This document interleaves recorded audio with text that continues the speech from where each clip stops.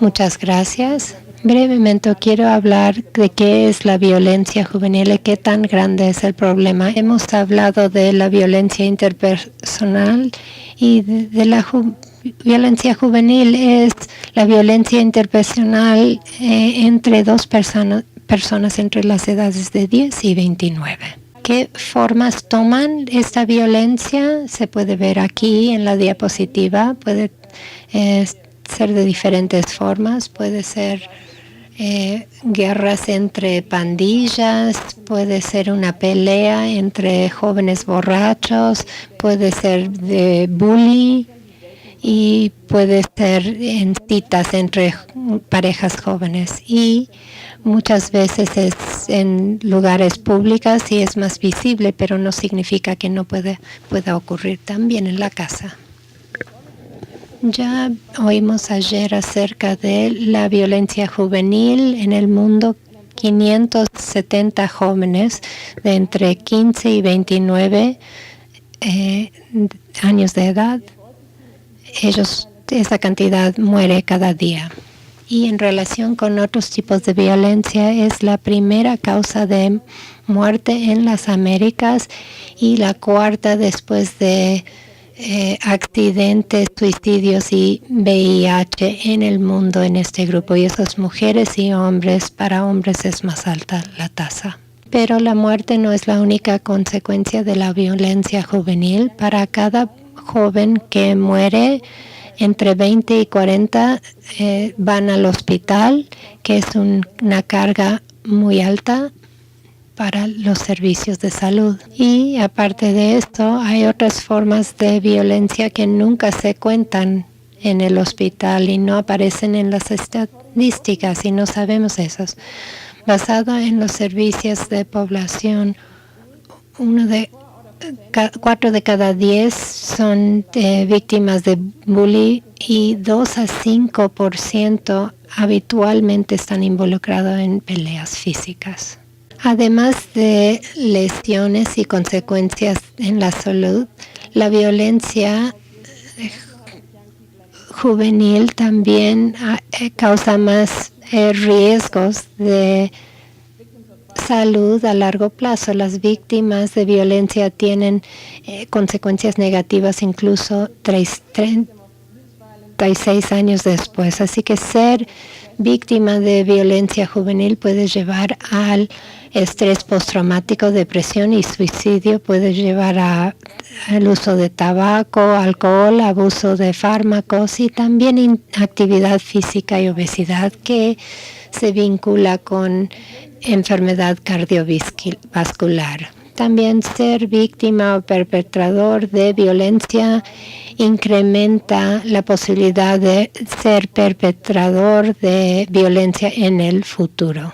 Además, la violencia juvenil tiene consecuencias severas para la comunidad en general. Primero, hay menos productividad. Las víctimas sufren lesiones, disabilidades, no pueden ser parte del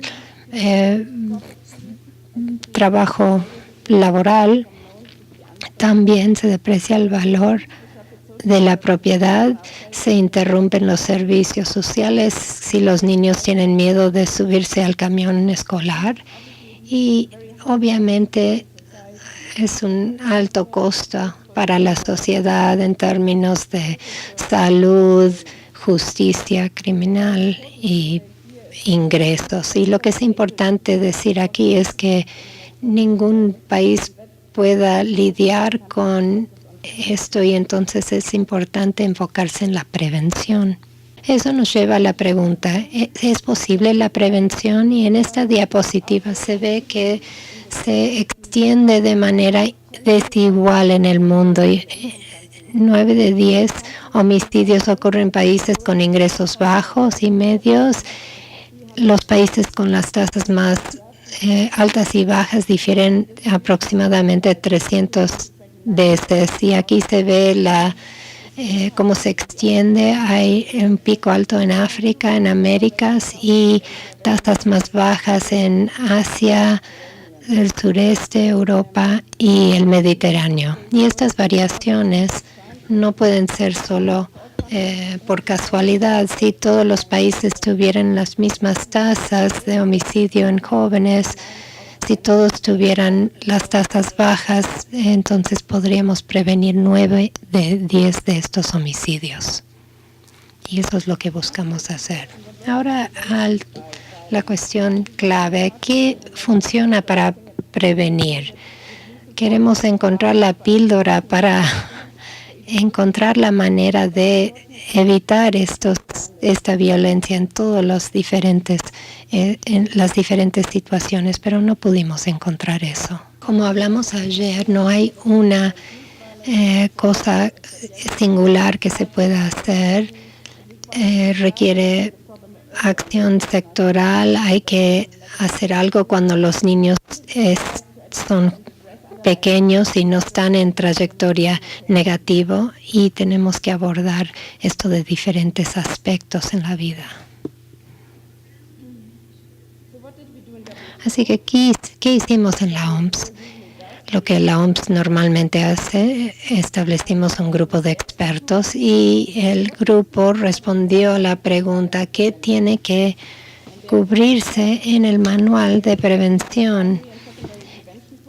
Y se decía que tenía que ser en prevención primaria y secundaria y se tiene que enfocar en los países de ingresos bajos. A mano derecha vemos las intervenciones, muchas se reflejan, por ejemplo, el Plan de Acción Nacional en México. Vemos la intervención de los padres para los niños en las escuelas, los niños que no están en una escuela, y vemos a la intervención a nivel comunitaria y en la sociedad en general. Luego, con un equipo de investigadores de diferentes países, hicimos análisis sistemático acerca de estas estrategias de prevención en inglés, español y francés para cubrir más lugares. Luego hicimos una evaluación de las fortalezas de la evidencia y el peso de la evidencia, especialmente en los países de ingresos bajos y medio. Y basado en esto, el grupo de expertos se juntó para hacer recomendaciones para prevenir la violencia juvenil y que no funciona para esto. Y las recomendaciones se compartieron con muchos en diferentes países que dieron consejos acerca de qué funciona en sus países, en sus entornos, o qué se podría implementar o no. Y esta información ayudó para escribir el documento que se va a escribir en estas semanas que vienen.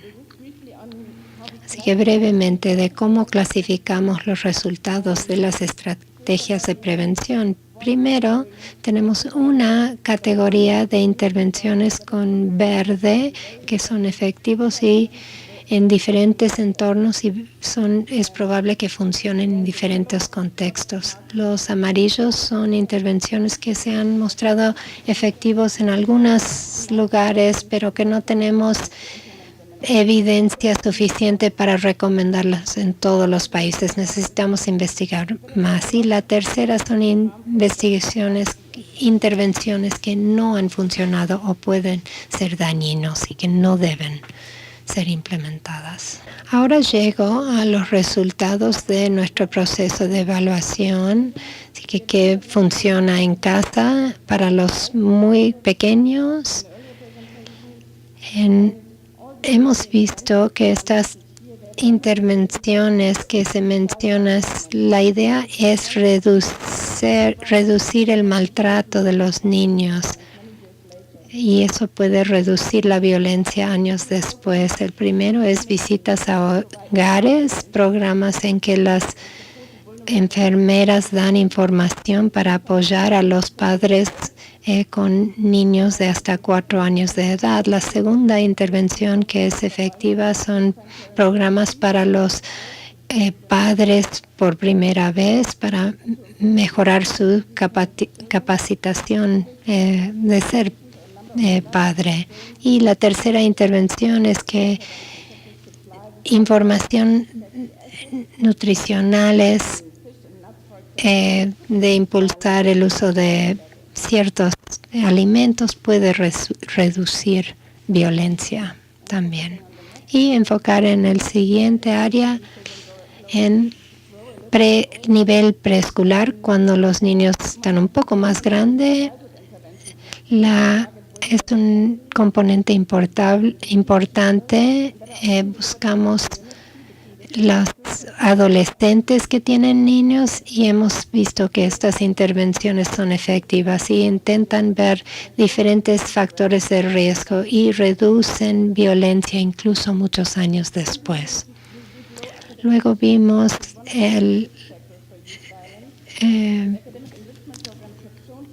los niños que no tienen el nivel académico, los logros académicos, pero no pudimos ver el efecto de programas académicos en la violencia juvenil. Así que necesitamos investigar eso más.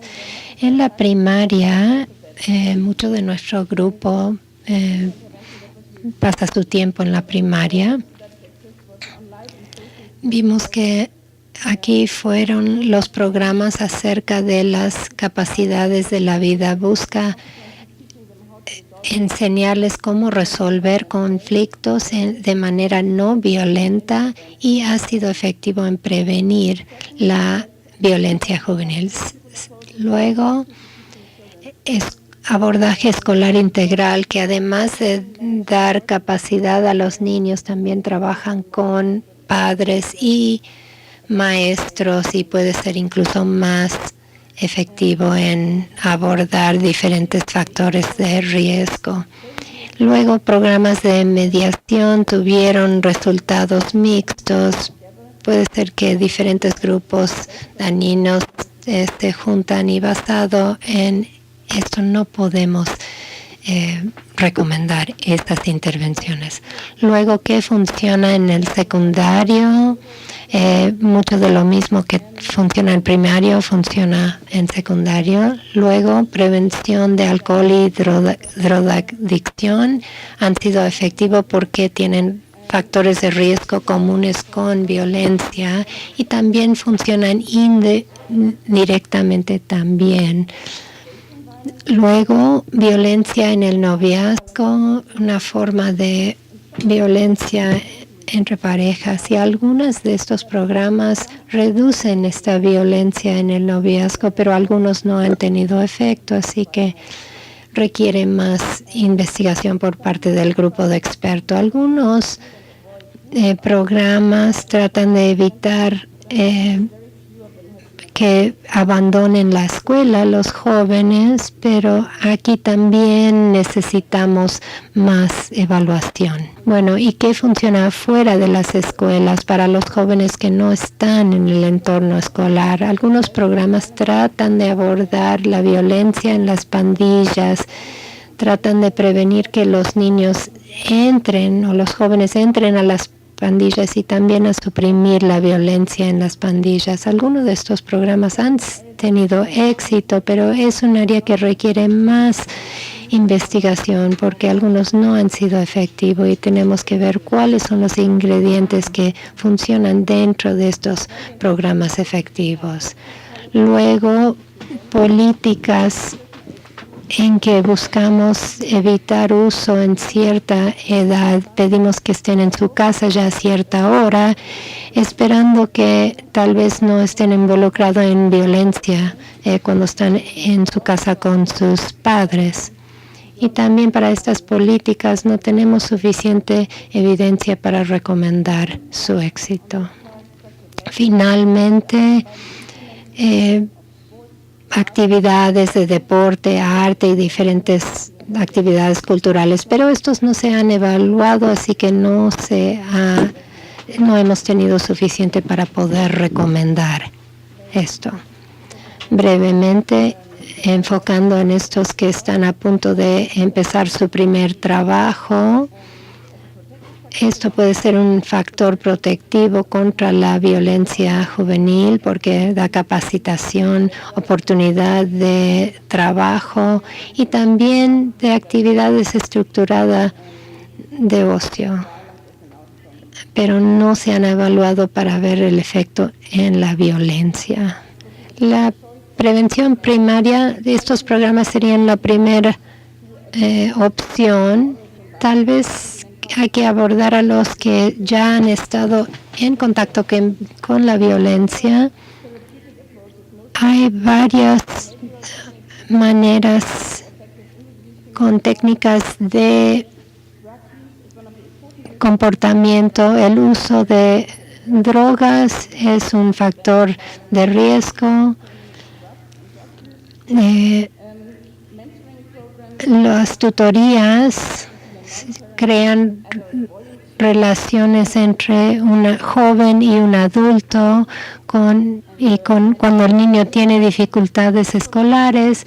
Estos programas pueden ser efectivos, pero en pocos entornos, así que no hay suficiente evidencia para recomendar a estos programas en general. Un área donde no recomendamos implementar son medidas de choque, son para jóvenes que ya están en entornos de violencia, como capacitación militar, como campos de entrenamiento, pero se ha mostrado que esto es dañino porque los jóvenes ven modelos negativos.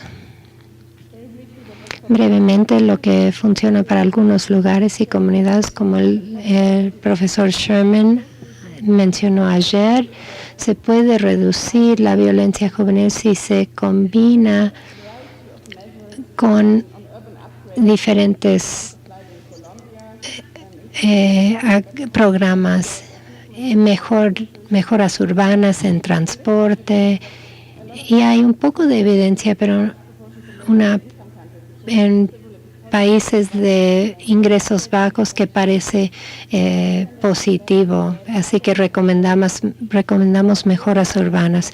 Y los que ven pero no se participan en violencia, estamos impulsando que busquen ayuda, y hay poca evidencia que sea efectivo eso, así que no hacemos recomendación. Y la última categoría, que son programas de cambios a la comunidad, que unen a la comunidad y organizaciones, y estos han mostrado que en algunos casos reducen violencia juvenil, pero todavía se necesitan más evaluaciones. Y aquí las políticas que puedan reducir violencia juvenil, es difícil medir las diferentes políticas y se implementan junto con otras medidas, pero hay estudios ecológicos que muestran que si hay muchas armas en un país, hay en general más violencia. Hay algo de evidencia que muestra que restringir acceso a armas en países donde hay hay buena evidencia para entonces reducir. Para cambiar las normas sociales necesitamos más investigación.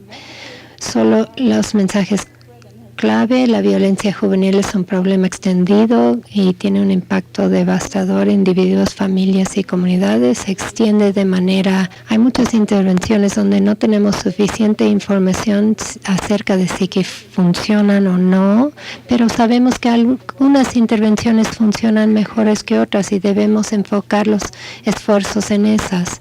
Y finalmente necesitamos más evaluaciones para estar seguros acerca de qué funciona y qué no funciona para países de ingresos bajos y medios. Muchas gracias.